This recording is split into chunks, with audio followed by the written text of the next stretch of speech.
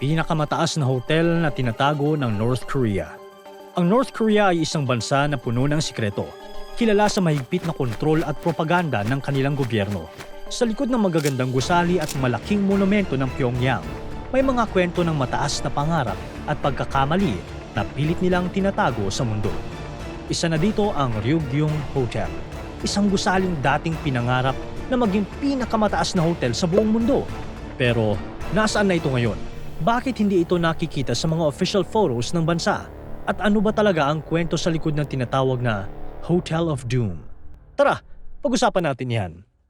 Sa gitna ng Pyongyang, may isang building na talagang mapapansin mo kahit sa malayo. Ang Ryugyong Hotel na may taas na 330 metro o 1,080 feet. Nangingibabaw ito sa buong syudad. Mula sa malayo, makikita mo ang hugis nito na parang piramid. Tila isang rocket na handang umarangkada papunta sa space. Nagsimula ang konstruksyon ng hotel noong 1987.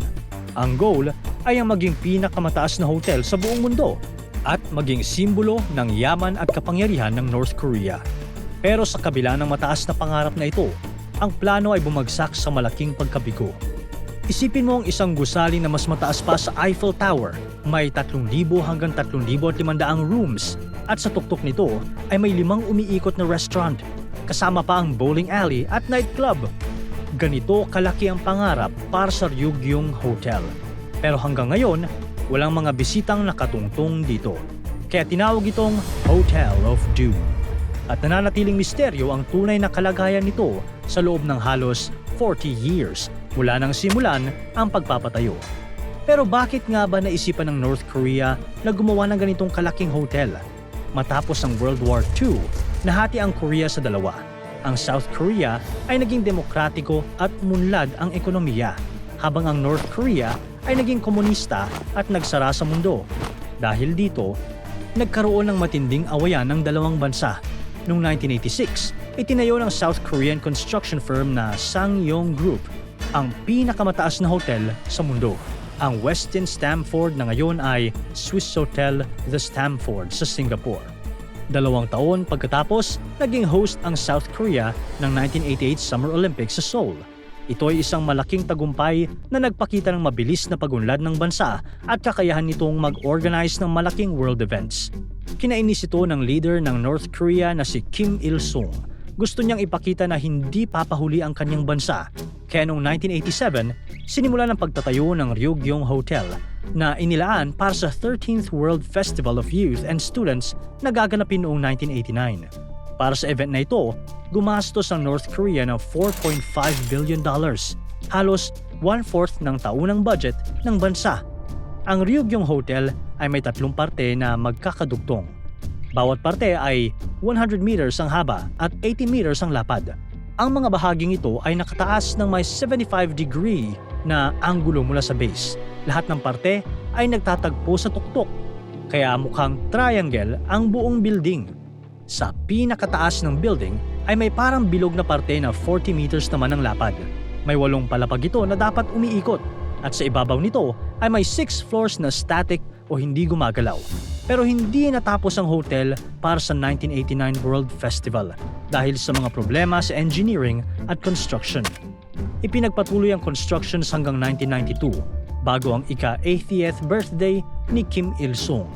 Pero nahinto ang construction ng building nang pumasok ang North Korea sa isang matinding krisis sa ekonomiya matapos ang pagbagsak ng Soviet Union.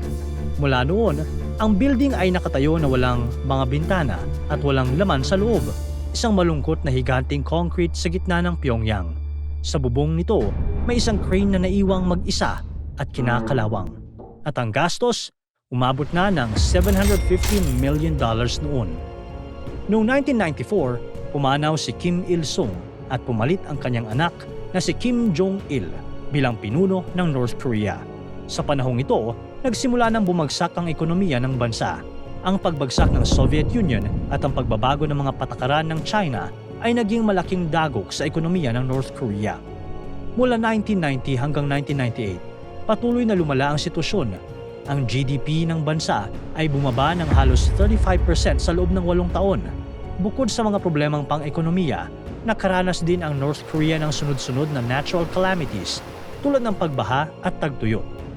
Ang mga kaganapang ito ay humantong sa isang matinding kagutuman na tinawag na Arduous March. Tinatayang aabot sa 240,000 hanggang 3.5 million North Koreans ang namatay dahil sa gutom at mga karamdaman. Sa kabila ng lumalalang sitwasyon, ipinagpatuloy ni Kim Jong-il ang military first na patakaran ng kanyang ama. Sa halip na unahin ang pagkain at pangangailangan ng mamamayan, inuna pa rin ng gobyerno ang militar at ang mga elite. Nang lumala na ang sitwasyon, nagpatupad sila ng mga hakbang tulad ng Let's Eat 2 Meals a Day campaign. Pero hindi ito sapat para matugunan ang krisis. Bagamat may mga bansang nag-alok ng tulong, madalas itong tinatanggihan ng gobyerno ng North Korea. Ang panahong ito ay naging isa sa pinakamadilim na bahagi ng kasaysayan ng North Korea.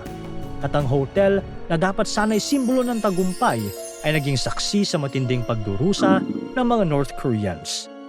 Noong 1990s hanggang early 2000s, mukhang ang building na pinangarap na maging tallest hotel in the world ay tinangkang itago ng North Korea sa kanilang mga official pictures. Parang naisip nila na ang Ryugyong Hotel ay naging simbolo ng kanilang tallest failure, kaya sinubukan nilang burahin ito sa kasaysayan. Isipin mo, yung hotel na dapat sana'y ipagmamalaki nila, biglang naging kahihiyan.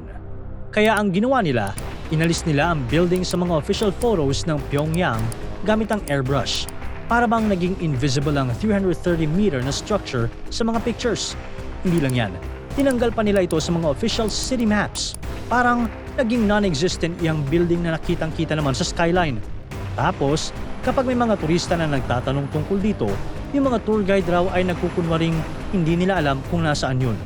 Pero syempre, hindi naman talaga nila maitatago ang building na mas matangkad pa sa Eiffel Tower.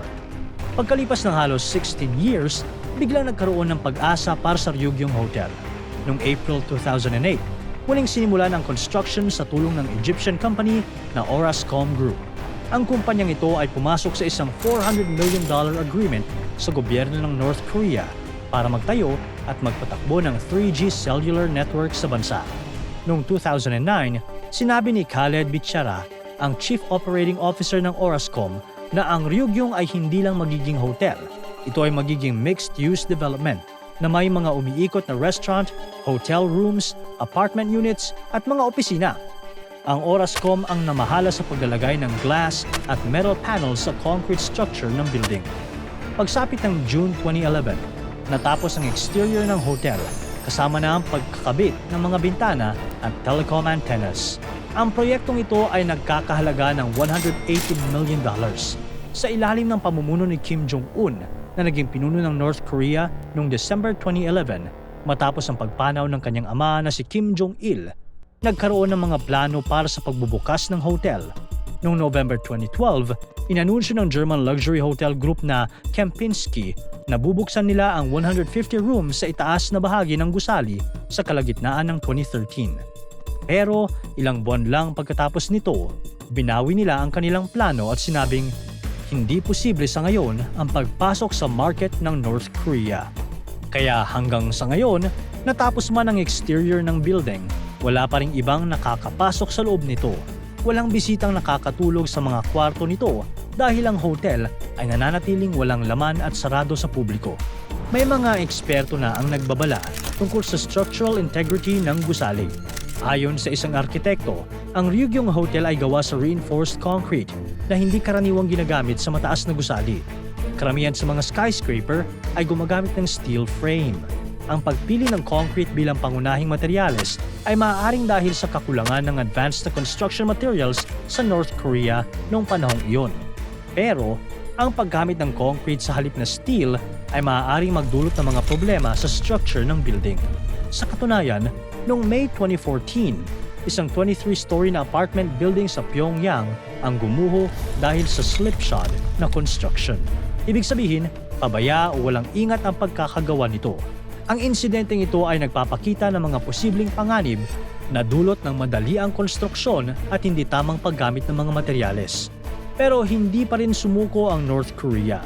Noong April 2018, nilagyan nila ng malaking LED display ang fasade ng Ryugyong Hotel. Nagpapalabas ito ng 4-minute program tungkol sa kasaysayan ng bansa, mga propaganda video, at iba't iba pang political slogan, pati na rin ang mga sikat na statues at monuments at maliliwanag na fireworks videos. Tuwing gabi, mula 7 p.m. hanggang 10 p.m., iniilawan ang building ng mahigit 10,000 LED lights. Noong 2024, nagkaroon ng bagong plano para sa Ryugyong Hotel. Ayon sa mga reports, ang gobyerno ng North Korea ay naghahanap ng foreign investor na handang tapusin ang interior ng building, kapalit ng karapatang magtayo at magpatakbo ng kasino sa loob nito. Ang desisyong ito ay bahagi ng utos ni Kim Jong-un na magpatupad ng mga praktikal na hakbang upang mapalakas ang turismo sa bansa. Sa ngayon, walang nakakaalam kung ano ang tunay na estado ng Ryugyong Hotel. Ang tanging sigurado lang ay ang malaking North Korean flag na nagliliwanag sa tuktok nito tuwing gabi, parang isang bituin na hindi maabot-abot. Ang Ryugyong Hotel ay nananatiling isang malaking misteryo sa gitna ng Pyongyang. Isang building na puno ng ambisyon at pangarap, pero sa huli ay naging simbolo ng realidad ng buhay sa North Korea. Para tuloy-tuloy ang saya at kwentuhan, huwag kalimutan mag-subscribe sa Bubbly YouTube channel at pindutin ang notification bell.